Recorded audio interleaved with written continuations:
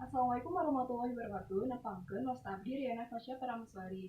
Di kelas 1043 di dieu abdi bade ngawawancara Bu Ida kangge tugas basa Sunda.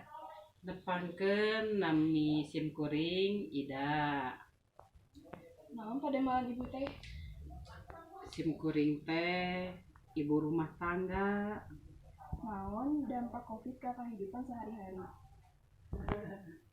Teu tiasa uih ka kampung. Teras teu tiasa ka mana-mana. Naon anu kedah dilakukan anu jauhkeun dina virus ieu? Kedah ngangge masker, kedah jaga sareng jalmi-jalmi, kedah wasuh hanangan, ngajauhan sareng jalmi-jalmi tuangan we anu sararehat.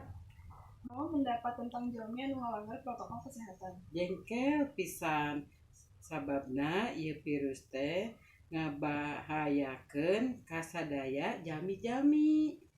Hatur nuhun atas waktosna. Hapunten bilih aya cariusan anu temerna. Wassalamualaikum warahmatullahi wabarakatuh.